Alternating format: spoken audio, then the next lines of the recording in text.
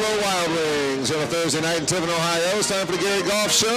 Tiffin University football. Take a look back and a look forward as we do every Thursday night, 6 o'clock here from Buffalo Wild Wings. Coach Gary Goff, how you doing tonight, sir? I'm doing great. How are you doing? I'm not doing too awful bad. Welcome into the program here. As we said, we're at Buffalo Wild Wings every Thursday night, 6 o'clock. The Dragons will be home this Saturday at 1 o'clock start, if I remember correctly, against Northern Michigan. Pre-game show will get started about 12:30 here on WTUD as well as at Coast Country 100.9 WMJK. Well, Coach, last week you probably faced the best team you've seen so far on your schedule, I would say, first. They were everything they were advertised, weren't they? They were, and they might be the best team that I've faced at this level, period.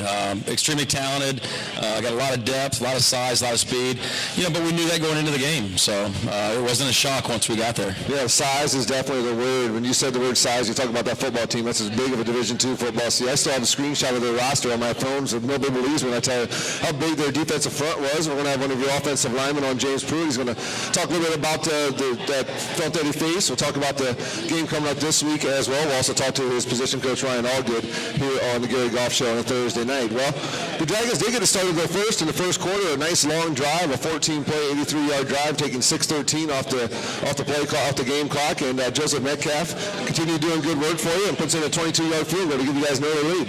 Yeah, we had a good drive right there. We got all the way down the field, and really thought we should have had a chance to score right there. We kind of had a play right there on the goal line we just didn't make.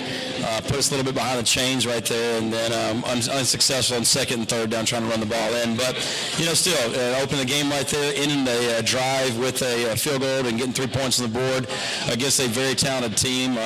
Offensively and defensively, Ferris is ranked nationally.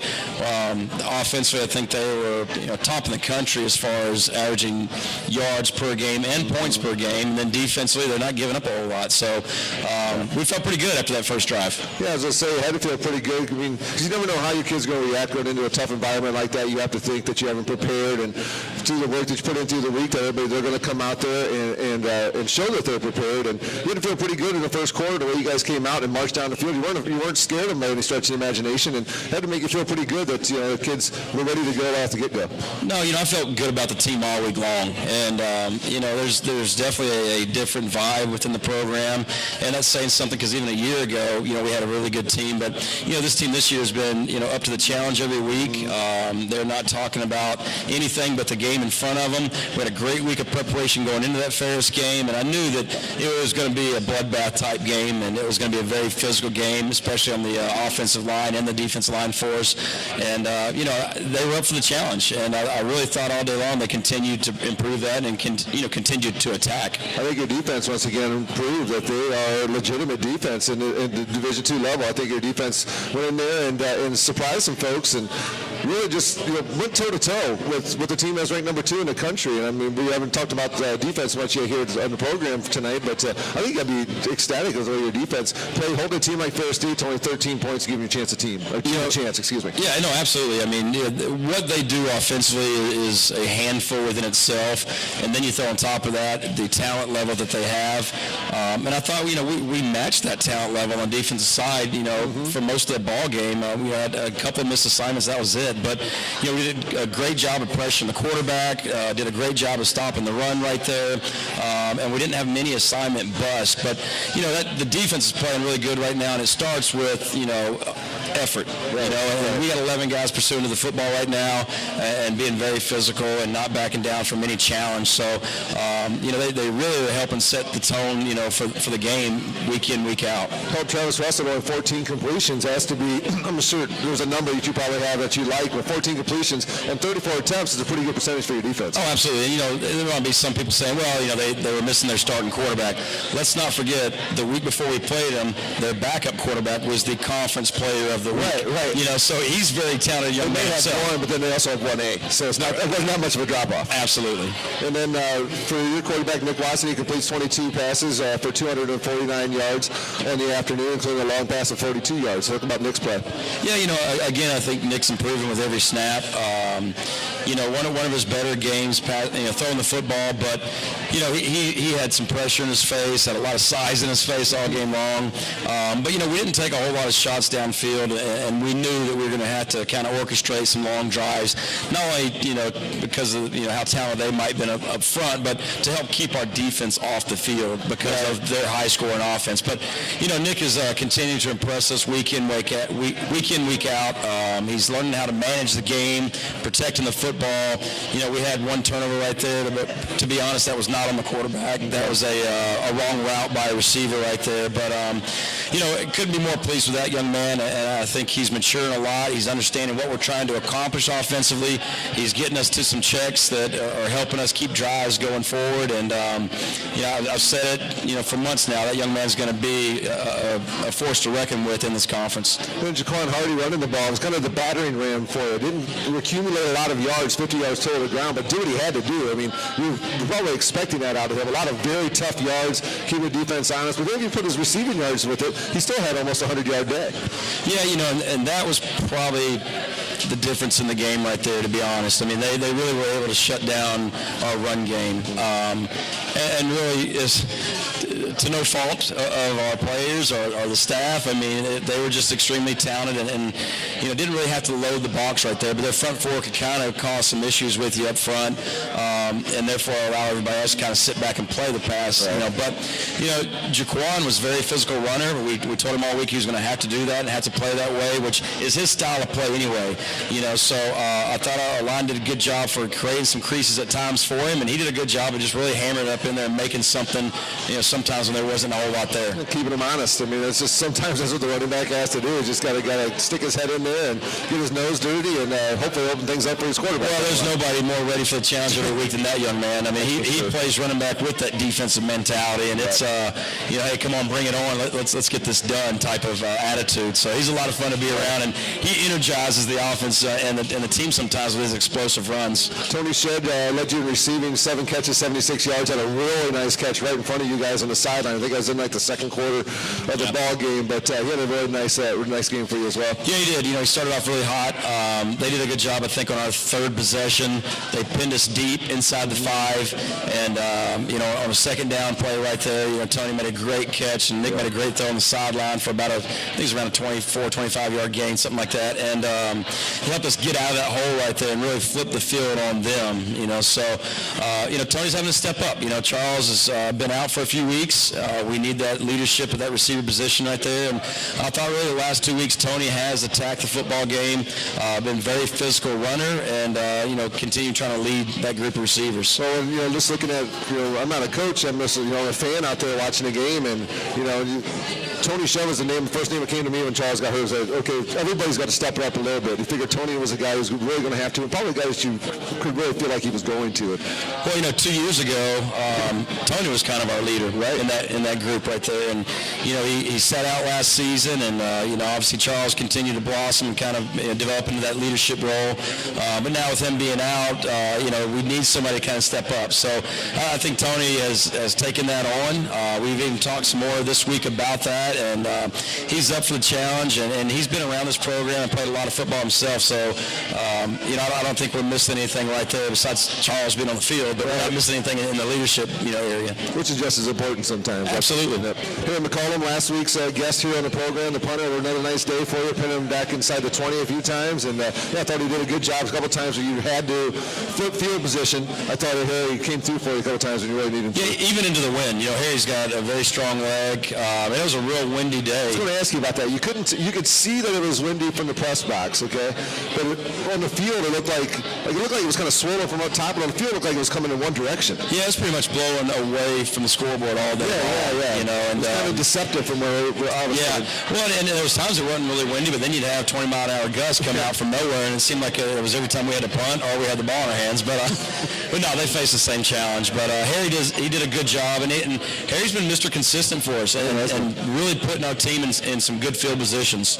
And then Dijon Isbell on the defensive side. side. 11 solo tackles for 18 total. That's putting your nose in there, and that's getting yourself dirty. One of Dejon's best games, and we couldn't be more thrilled for the young man. He's put in some hard work, but to have 18 tackles in a football game, that's a lot of tackles and a lot of touchdown-saving tackles he had. Right. So it was good to see that, and good to see him getting more and more comfortable back there in that safety position. Defensive line went against another big, talented offensive line, but Jamar Randolph got a sack. Victor K was able to get in and get a sack. So I thought your defensive line did a pretty good job against a pretty talented and pretty good-sized offensive line there for Ferris State. Well, when you look at, again, what they do offensively, there are a lot of 10 personnel, a lot of power read with the quarterback, get the receivers on the perimeter with some jet sweeps or whatnot, and then play action on top. So, again, our defense line, we knew would have to have, a very good day. And if you watch the film, they spent all day trying to beat double teams and successful sometimes doing that. But,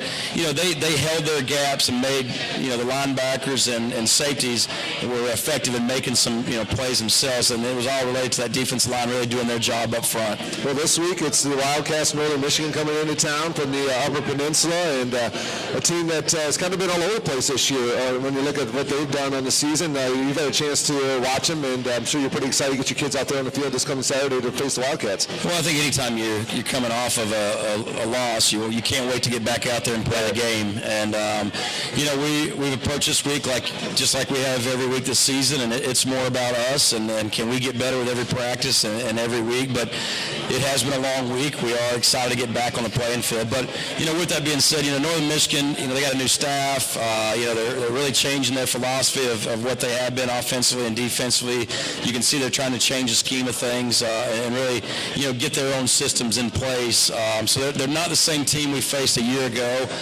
They play a lot of freshmen on offense, some young guys on defense. They probably got more experience on the defensive side of the ball, but we know they're going to come here and play extremely hard and kind of make this their Super Bowl, and we wouldn't expect anything different. And sometimes when you're facing a young team, they can be dangerous. Absolutely. Because they're just coming out playing hard and enjoying the game. Yeah, and then they start believing that it can happen, and that's the worst thing that you can let an underdog do is start believing they can do that. We were in that boat not too long ago, so I understand the position they're in, but again, it's not about Northern Michigan. It's really about us, and we got to go out there and execute and play with a lot of energy and passion and worry about Tiffin. Well, let's go ahead and invite Coach up here tonight. Who will we bring on tonight, Coach? We'll bring Ryan Allgood up, and Coach, you can come on up. So Coach Allgood's our offensive line coach that just joined us, this past summer, and he's been all over the place a little bit himself, but he played at Oklahoma. He student coached NG8 at Oklahoma.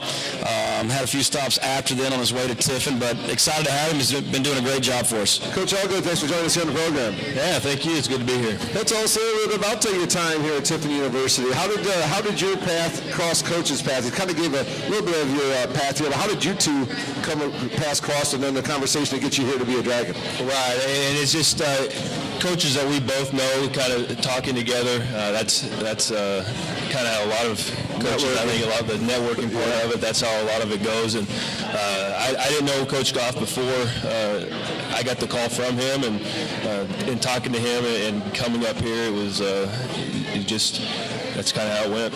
And so far, you've been here at Tiffin University working with the offensive line. Talk about the work that these young men have been putting in, and then I'll back that up with maybe some of your philosophy that you brought in to go with what Coach Goff has already installed. Right, definitely. Well, the guys in my room, they made it easy right away for me. It's a great group of guys, and I knew that coming in, and it's a lot of leadership there as well. So they make it easy on me, and I tell them a lot of my philosophy is I want them to play fast, and so my job is to coach them up to do that, take everything out of it so they can just go out there and play, and they do. They have fun. They make it fun for me as a coach, and it's been great coaching them this year. Kind of nice to come into a team with experience, taking over a group of guys, an offensive line that comes back with a lot of games played already under their belts. That would kind of help you kind of ease the transition into coming here to be a part of the staff. Oh, definitely, and especially, having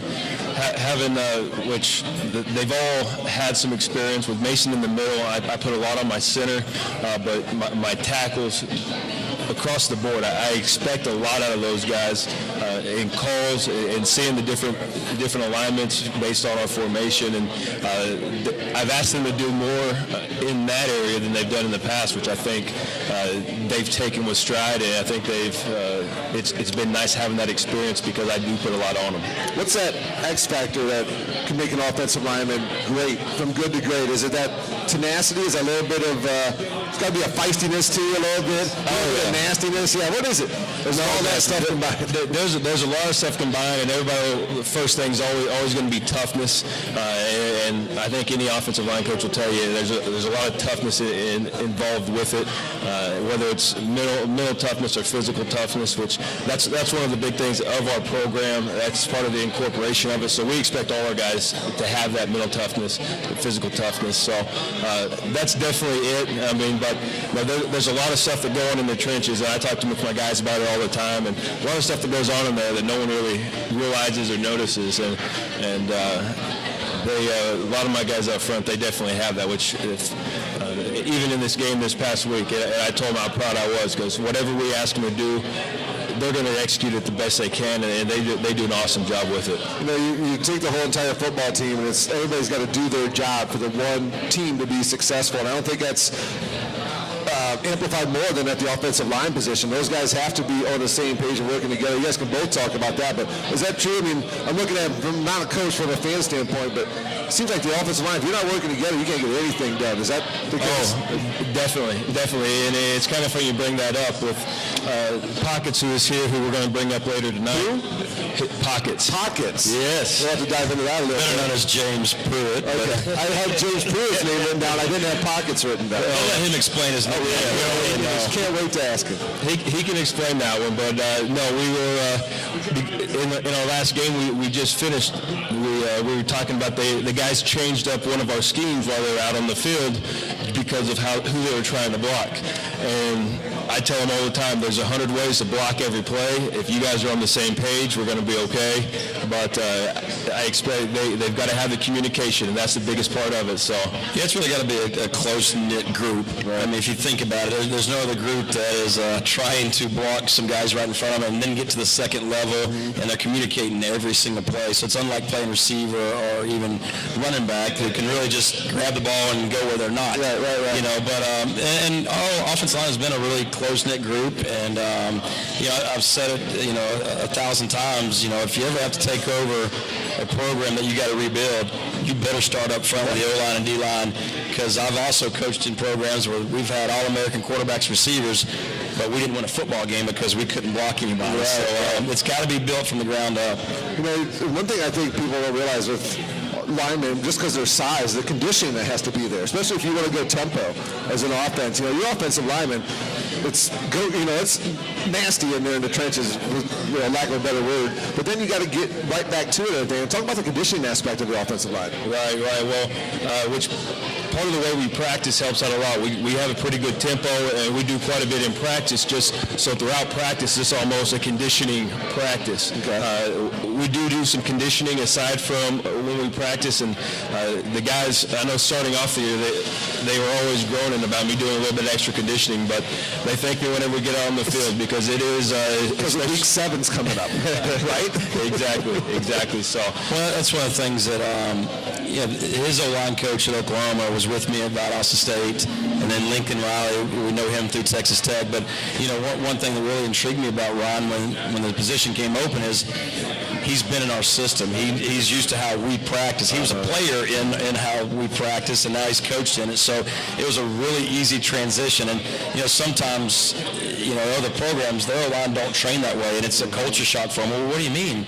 We got to play this fast and run from this drill to that drill, and those O-linemen can't do that, Coach. But it is all geared back towards getting them in shape for playing a football game. And when it comes down to offensive linemen, some people like, you know, the bigger guys, some people like the guys who are quicker on their feet. What is the key to an offensive lineman being successful? Is it your footwork? Is it your handwork? Is it your brains? What would you say is the number one key? Well, I mean, you've got to combine a lot whenever you're looking at that. And yes, a lot of guys look for size, and we've been talking just in recruiting what kind of lineman are we looking for, and I always say I don't care how tall he is even. I mean, if you give me a short guy with long arms, that's perfect. I need some length there, but because I asked my guys to do so much, kind of like I was saying earlier, communication-wise and reading the defense, they've got to be smart, and they've got to have some football smartness to them as well. It's a combination of everything to make a great lineman. And you got to be, your running backs better be good buddies with your offensive linemen too, because you need them. Oh, for sure. Those running backs like their numbers, that's for certain. But let's go ahead and introduce, let's bring James Pruitt up. Pockets, we'll get him up here to come up and join the program. And while he's coming up here, Coach, so talk a little bit about what's nice for your kids being able to work against the defensive line that we have here at Tiffin University in practice. I'm sure that's key in making your guys better. Right. Oh, it definitely is. And I'm always asking for more and more time to go against our starting D-line, just because I know how the speed that they come at us. It just makes us that much better. And we're lucky to go against them at least one-on-ones for the most part throughout 3 days a week, in which I think definitely gets our guys at that speed, and versus our guys, it makes us a lot better. Yeah, can only make you better, that's for certain. James Pruitt is going to join us now. James, how you doing, man? I'm doing good. All right, tell us about Pockets. We'll start right there. I got the name my freshman year from senior upperclassman. It's off Peter Pan movie, Robin Williams. So I got that. I have a nickname. People call me High Pockets because I was all legs when I was younger. So I have a Pockets nickname too. So we have a kinship, I guess. Well, I mean, some of us have been around here for a while know him as Pockets. But a couple of weeks ago, I heard a freshman call him, Uncle P. Yeah, they call me I said, what is that? And he said, Coach, man, it's kind of cool. I've been here so long, the young guys call me Uncle P. Wow.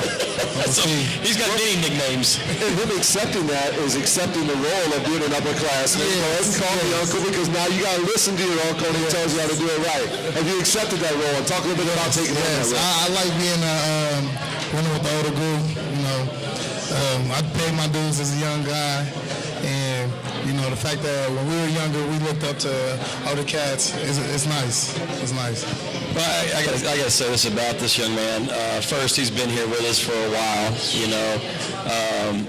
but he is selfless. And when we talk about that within our team, our program, we're all in this together, and we got to, accomplish a mission, and the only way we can do that is being selfless. But, he played defensive line, and we needed some depth in the offensive line. And he'll tell you, honestly, he just really didn't want to do it. And we had a couple of injuries, and I went to him and said, look, I wouldn't be asking if we didn't think you could and be a really good player for us. I said, this team really needs you there. And, he accepted the challenge and had a great attitude from day one coming over there. And I think in a crazy way, he's even surprised himself and been like, Coach is right, I am pretty good at this, because he has had more pancakes than you can imagine in this season so far. But so not only that is he very selfless, but right now he's doing his internship. And I just found out a few weeks ago that he will work all night long, the graveyard shift, get off work, go to weights in the morning, try to get maybe an hour nap in, and then come to practice. So we're trying to ease his load up a little bit and work with him, but hasn't complained one time and never brought that to my attention. So he has really been a tremendous teammate for these guys and for his coaching staff, and just ecstatic that he's one of us. Our guest tonight on the Gary Goff Show, James Pruitt, and his position coach Ryan Allgood. James, talk a little bit about that transition. Did you play offensive line in high school as well? Yeah, I played offensive line. So you had a general idea. Yeah, I played offensive line when I first came in. I came in on offensive line. Okay. And then Come on, Coach, make up your mind already, right? when I came back, I wanted to try defensive line. I liked it a lot. It kind of it brought like an inner dog out into me. So making the switch back, it kind of helped me out a lot. Coach Allgood, talk a little bit about James and about his skill set on the football field. And I know from the first time he was with us in practice, I told our whole offensive line group how much I liked how he came off the ball. And that was one of my first comments in our staff meeting as well with all the coaches is I love the way he comes off the ball. He has pop to him. He does. And he might not know exactly what he's trying to do yet because he came after fall camp and didn't go through the learning process of everything.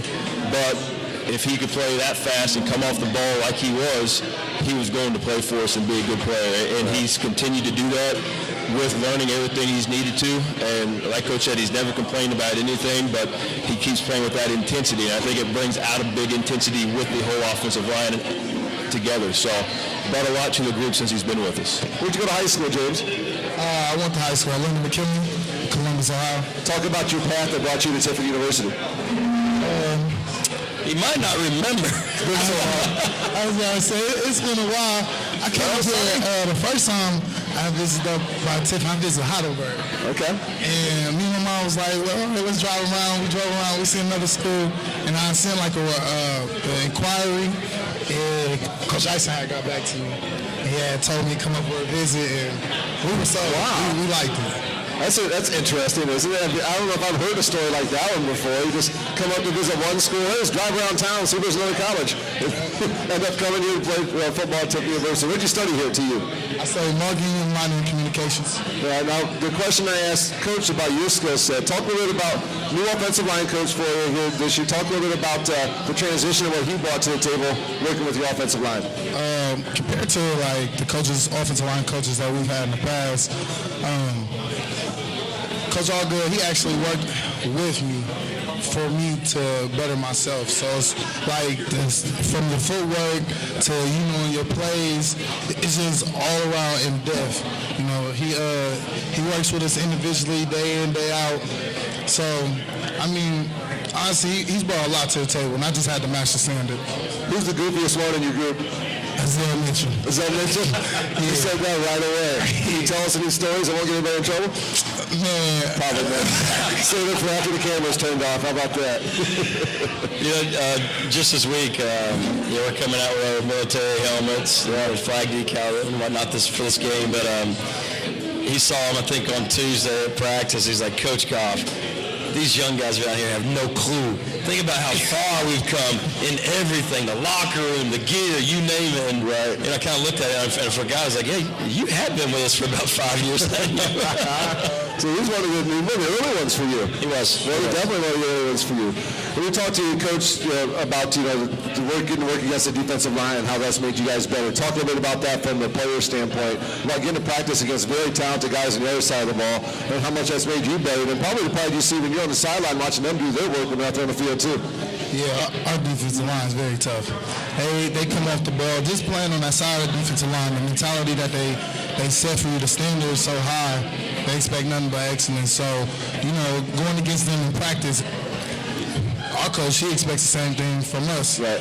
So we both better each other for when we go into the games because, it's not like we see a lot of teams with the D-line that we have. Right. So you think some of the time you spent playing defense has helped you out as an offensive lineman? Yes, very much. Because of what you can tell by how they're lined up and things like that, or how they're going to use their hands, those type of things? Steps, any type of maybe tip signal you might see, it's like, it helps.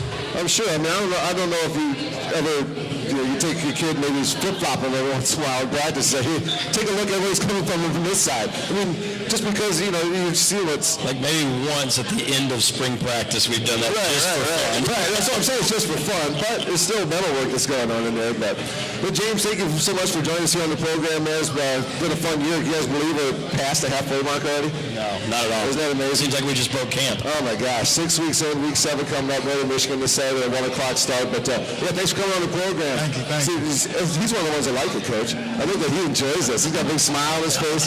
Some of the guys, like the one sitting right there, shies away from it a little bit. Mr. Jasper. He won't even look at us right now. No, he won't look this way. Jasper, do you want to come on up? He's smiling. But no, so it was a pleasure talking to you, James. Really appreciate it. Continued success and best of luck to you, man. Thank you so much. And Coach Allgood, having some cool, the first time I've really had a chance to talk to James that much. He's just a cool, down-to-earth kid. Seems like he has a lot of fun playing football. Oh, yeah, no, he loves it. And like I said, he brings a lot of energy to the room, makes it, he's fun to coach, and he really takes the coaching, which makes it easy on me as well. And there's some guys that they just come in, you can tell that they're working on what you're trying to get done, and they buy in 100%. And that was something he did, and I was kind of worried about it coming from the defensive line, knowing he wanted to play defensive line. The fact that he bought in, and he told me from day one, he's like, I'm going to give you everything I got. And he has, and not only with his effort on the field, but also trying to improve, and the technique-wise, everything that I ask him, he's trying to do that. Well, and he's an a success story. I mean, he came here as a walk-on, and he's earned a scholarship, and I think the key word right there is he's earned it. Right. You know, and he bought into not only what we're trying to do here, but he just was selfless, and he doesn't care. He just wants to help us win. Well, as we close out the program, Coach, just said, as he says, Military Appreciation Day. Why don't you talk a little bit about what you guys are doing with your uniforms and everything else that's going on, and talk about why it's important to you guys to have a Military Appreciation Day. Well, I think it's important to try to give back to those men and women who have served our country. I mean, we couldn't play this unbelievable sport without them. So, so it's we're going to have the flags on our helmets, and I know they're doing. They do look sharp. It looks nice. Yeah, we've actually had a lot of alumni reach out through social media and say, "Hey, can we buy one of those helmets?" So we didn't order enough, and maybe we should start ordering more. But no, I think it's a really cool event. I think it's important that our young men understand, what those sacrifices have been made, for us to do this. And I know they're having a flag ceremony before kickoff and everything. So, and I think it's free admissions for anybody who's served, for our country come Saturday. So, we'd love to see them all there and cheer us on and have a great day. Yeah, I'm right there with you. Get out and support the Dragons, support our military as well. 1 o'clock kickoff this Saturday. Pre-game show will start on WTV at 12 noon, and we'll join the Coast Country 100.9 WMJK at 12:30. Well, guys, go get them this week. It's Northern Michigan, another GLIAC game. They're never easy, and we got a bunch more tough games down the road. So let's go get this one and work our way through the final. There will be 4 games left after that. 5 games left. Amazing. Absolutely amazing. Coach Allgood, thank you so much for your time. Coach Goff, as always, pleasure. This has been the Gary Goff Show, coming to you live from Buffalo Wild Wings on a Thursday night, right here in Tiffin, Ohio. Kickoff, 1 o'clock, pregame 12 and 12:30 on WTD and Coast Country 100.9 WMJK. More information on Tiffin University football at GoTiffinDragons.com. Have a great night, everybody.